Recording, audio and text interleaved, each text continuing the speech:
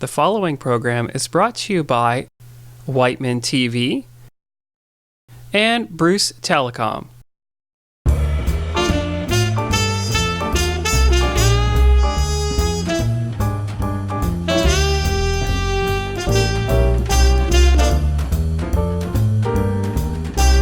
Hi, and welcome to this month's edition of What's Happening here in North Perth. My name is Sharon Darcy, and I'm the General Manager of the North Perth Chamber of Commerce, and we have an opportunity to meet a lot of really wonderful people. Today we're going to talk with Ryan Erb and Ed Hollinger, and they're going to talk about a project that came up in Listowel from the United Way and give you some details about what we're doing and how we're approaching the community with a great new plan. And following that, we have Tracy and Fred and Ryan talking about a project the United Way also put on called the Living Wage Report. And it's an opportunity for us to have a conversation in regards to employers and employees and what a living wage is all about and how it can help us move forward in our lives and make better decisions. The United Way came to Listowel on September 12th to do the kickoff campaign, announcing the $135,000 that our community is going to attempt to raise to go towards this new project. You can watch the thermometer grow at its location down at Listowel Kitchen Cupboard and Icebox.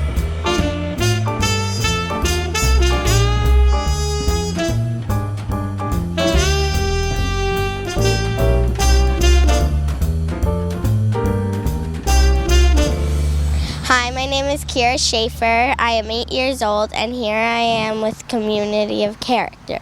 For the month of October, the character trait is empathy. Empathy is putting yourself in someone else's shoes. This means listen carefully, be encouraging, and reflect before responding. My example is when I was in grade 2, a few of my people in my class didn't have any friends when I was playing with two of my best friends, Lexi and Cameron, and I just noticed them over there sitting in the corner. And so I talked to my friends about it, and then we went over and played with them, and that's an example. The character challenge of this month is encourage and support someone you know that is going through a struggle, like I did. Thanks, and have a great month. Thank you, Kira, for your help. That was wonderful. We are gearing up for our character celebrations in November. On Monday, November 9th, we kick off our celebrations with a food drive in support with the Self Advocates group. On Thursday night is our Together We're Better celebration. This is our 10th anniversary, and we are very excited to be celebrating character in our community. We encourage everyone to come and check out information as we start posting more details on Facebook, Instagram, Twitter, or our website at communityofcharacter.ca. As always, live, work, and play with character. Thank you.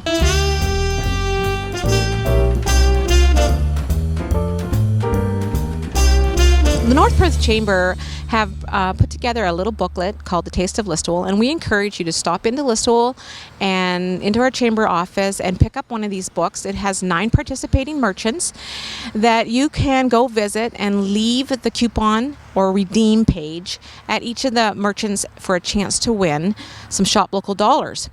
There is an entry form on the back of each of the pages that you can fill out and leave with them. And it's a great way to just shop, dine, and discover Listowel. And this booklet goes until October 31st, so we still have another month.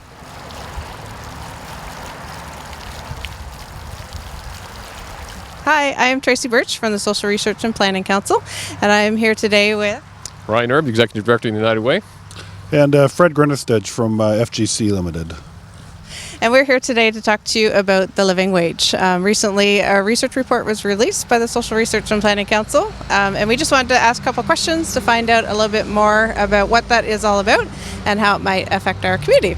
The living wage has been calculated at $16.47. So how does that compare overall to incomes in our community? Well, the living wage of $16.47 helps us to understand that it costs approximately $64,000 a year for a family to live, because it's based on a family of 4 with 2 people earning a living wage of $16.47. And when we look at the cost of living in our region, we recognize that not everyone is attaining that level. Approximately half the people in our community are not living on a living wage when you look at the household income, and so that's a big challenge that we face in our community. So with 1647, would that be applicable to someone that was single or someone that has a family of 4, or how might that work? Well, the calculation was made on basis of a family of 4, but we've discovered by looking at research that was done in similar communities that a family of 4 or a single parent with a child or an individual, actually the wage rate doesn't vary a great deal because there are various government subsidies that come into play. And so by the time you work out the math, 1647 is pretty close to what it would be for an individual or for a family. Right. And did you find, was there a difference? Because in Perth and Huron County, there's an urban center and there's also very rural environments as well. Was there a difference? Was that taken into consideration? Absolutely. We have, of course, in Perth County, one major urban center called Stratford, about 32,000 people, and then the rest of the region is fairly rural by its definition. There's small towns, of course, like Listowel and other places that have great people in them, but in terms of their characteristics, the rest of the region is very similar in terms of economic status. And so we did find out that in Stratford, the living wage, in fact, is actually a little lower than expected. We would have thought maybe, perhaps, that it would be higher in the urban center, but because of things like transportation, there is a bus system there. Because there's more competition among grocery stores, food costs are a little less, and because there are actually higher childcare subsidies available in the city of Stratford. The rest of the region, Perth and Huron counties outside of the city, their living costs were actually higher. Interesting.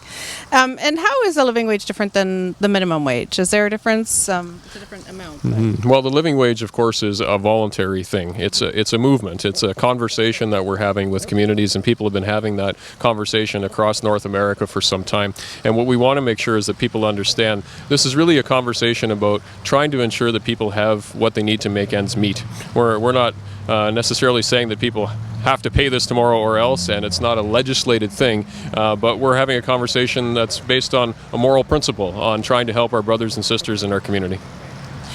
And what do you know what was included in the calculation, and what type of standard of life that might include? Sure. Well, the calculation, of course, is not an overwhelming standard of life. It is the bare bones and basics of living in our community. So what's calculated in the wage are things like transportation, of course, costs to get to and from work.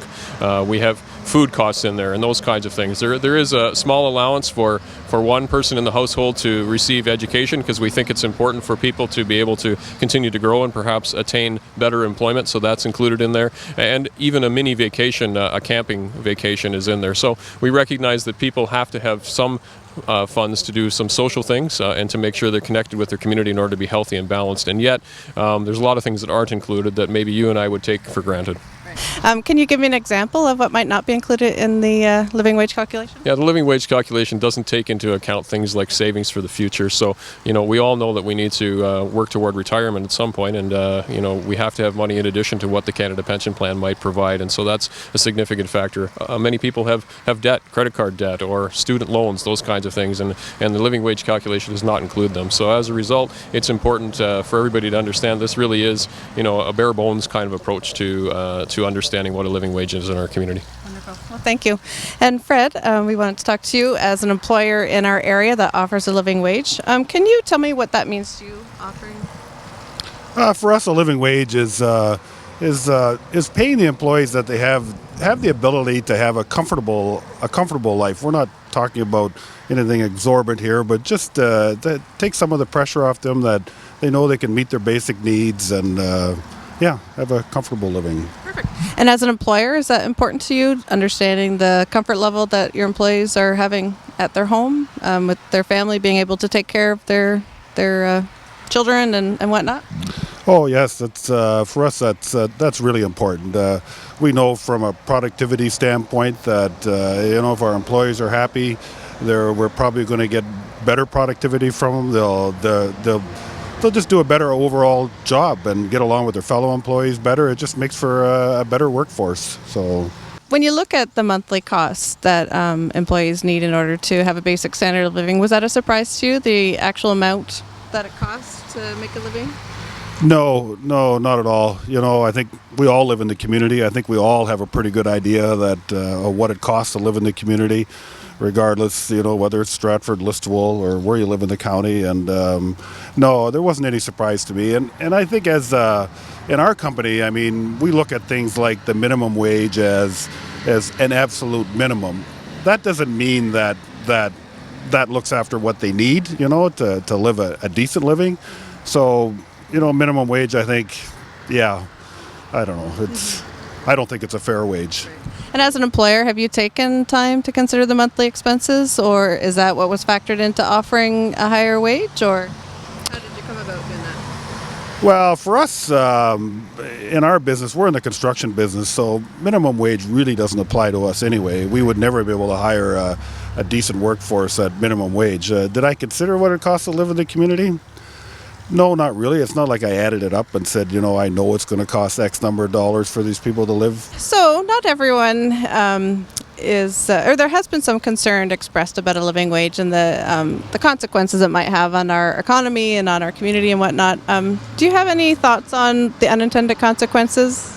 Well, certainly. One of the things that we included in the report were conversations that we had with local employers. And so whenever you talk about trying to introduce something like living wage to a community and have a dialogue about that, you recognize that it's not as simple as waking up tomorrow and everybody is going to implement a living wage. However, when we listened to the employers, things they were challenged with was, if I pay my employers more, then maybe the product is going to cost more, that kind of thing. I mean, if wages go up, then I also have to charge more for my product or my service. So we recognize that, we understand that that's the case, but we also saw when we did the research that there were a number of reports that pointed to the positive nature of actually increasing living wages in a community. Overall, the reports suggested that not only what benefits there are to productivity, like Fred mentioned earlier, for employees and retaining them, training costs, all those kinds of things, but also on an economic level, there are reports that indicate that people will be spending more money in the economy, and as a result, that helps everyone in the economy.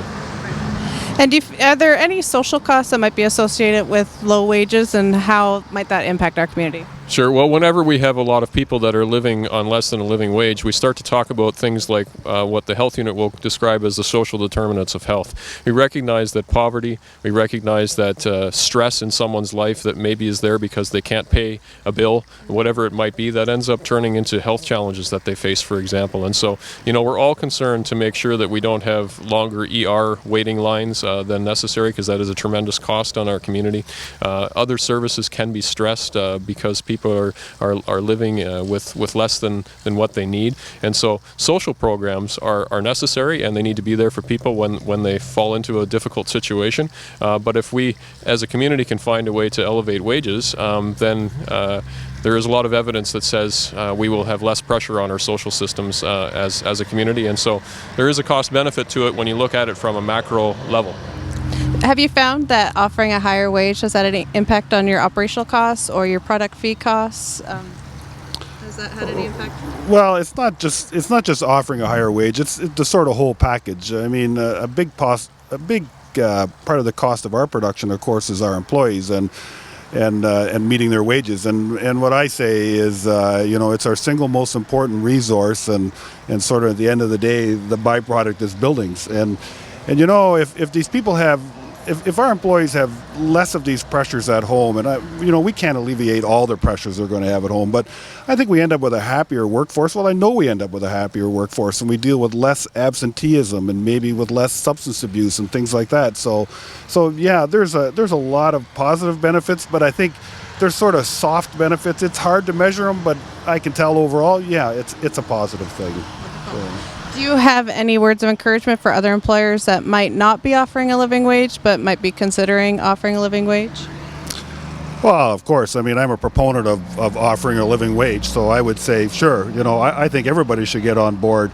And I think, if you're on the onset, if you're going to try to find a way, like in business, we always try to manage all our costs. And if you're going to try to find a way to measure that, it's going to be difficult. But trust me, the rewards are there. And, I think, it'll take time, but you'll see the benefits. Wonderful.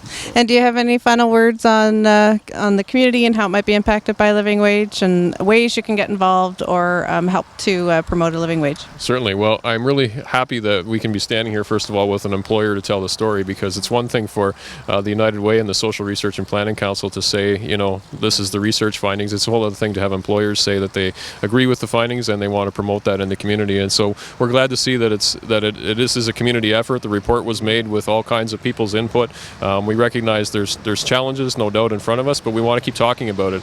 And we invite the community to be in dialogue with us, to be passing on information. So that can be, either for or against. And we're not closed to having conversations with people that disagree with us. We just want to learn, and we want to help people in our community. We recognize that if we can move to having more households in our community, it's really not okay to have half the people in our community not living at a living wage. That's a frustrating statistic for me. It manifests itself in so many difficult things in our community and requires tons and tons of effort for the community to help those people. So if we can begin to turn the tide and somehow have more jobs that are available on a stable, longer term basis. Contract work is difficult. Part-time work is difficult. If we can have more full-time employment, those are positive things. If employers are willing to volunteer to even work together sometimes, recognizing that someone has to have 2 part-time jobs, maybe they can make it more possible so the person can make their hours work better, so there's less stress on their family. There's all kinds of ways that we can work at this as a community and make things better for the employee, and hopefully it turns out, as Fred has said, that this is a benefit for the employer as well, and I think that's incredible for us to be able to say this is good for everybody. All right. Well, thank you very much for joining us today and sharing your thoughts. If you want more information about the Living Wage Report, you can find it on the United Way website.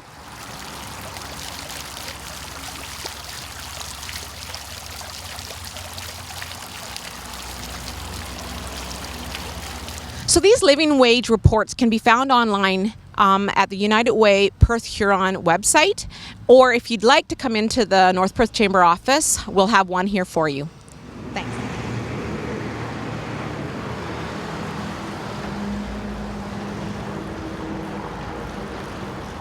Well, we're here today standing in front of the Chamber of Commerce in Listowel, and we're excited to be able to announce to the community a great project that is happening because of the United Way and some community members that came together. Just a few months ago, we formed what's known as the North Perth Community Committee, and folks on that committee made sure that they did their research and homework to find out what some of the most important social issues were to them, making sure that we knew what challenges were for us here in North Perth in the region, and we also then talked about what we could do to address some of those social challenges in the region. When we were having the conversation with our friends around the table and meeting with social service providers, we quickly identified that youth mental health and access to services were 2 of the most important issues that people were facing in this community. So the United Way wants to get behind working with folks in our community to solve those issues, and one of the particular projects that we're looking at now that we're at this point, Mr. Ed Hollinger, who's the campaign chair, because we all know that when we bring new programs and services to a community, there is a financial cost. The United Way is looking to raise money for a new youth mental health program. Ed. Yeah, thanks. It's a privilege to be part of this particular committee that is involved with the addiction and mental health program within North Perth. I feel that the need has certainly been in the community, unknown to a lot of degrees, but has been made very prominent lately that the need is here. And if the need is here, so the financial support needs to be with it. We are a service-oriented community and municipality and have been for years. So the continuation of a service to this municipality that doesn't exist now not only enhances the ability of the municipality to grow and be prosperous, but helps the people that are involved with this particular mental health issue. We look forward to trying to raise funds to the extent of about $135,000. All the donations will be strictly put to North Perth. They're strictly for an operational situation and nothing to do with capital. You have the ability to donate as an individual or as a business or as an organization. You also can use a 3-year plan to donate over 3 years. We have a target of the $135,000, which we hope to attain somewhere in the early part of 2016. And one of the other things that we're really excited about is that there's a committee working hard on some local events. We'll be telling you more about an event called Downtown Detective as we come along that's happening in November. And we also are excited to say that there is an opportunity for workplaces in the region to be a part of the solution here too. The United Way's fundraising model includes raising money from people in workplaces, and so we're open for new workplaces to get on board to help us out in that way, where volunteers could come and work with us to raise money from employees in the region. And that's a sustainable model that will be added to raising money from individuals over the next 3 years to make sure that the program, new youth mental health program called Crossing Bridges, can be introduced in North Perth and Listowel, and also so that we can make sure that other services in the region are continuing to be supported.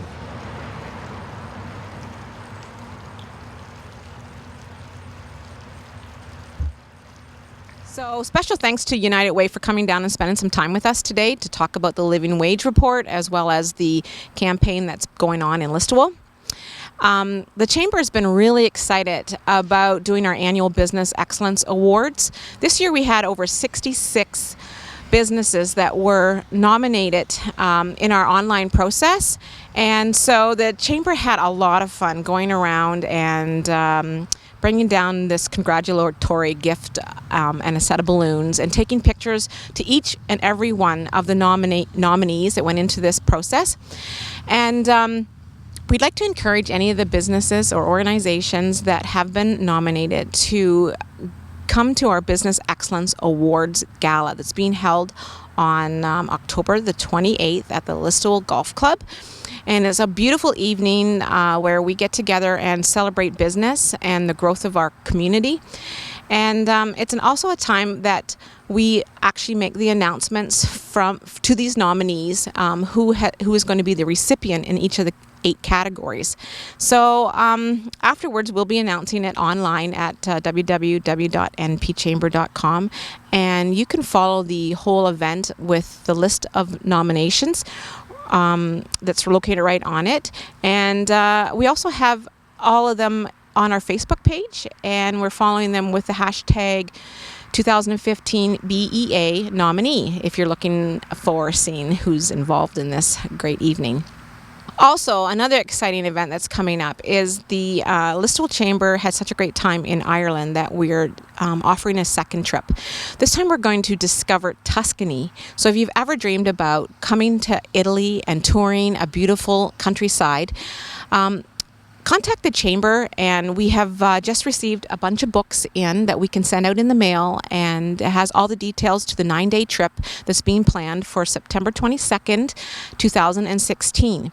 And this trip is being developed through Colette Travel and Fedis Travel Plus. And all the details are in the booklet, and we'd love to share it with you if you're interested in talking about a trip next year. And I'd like to say thanks for watching this month's program of what's happening here in North Perth. I want to once again encourage you to go online to www.npchamber.com, check out the list of events, or feel free to contact us anytime. Thanks.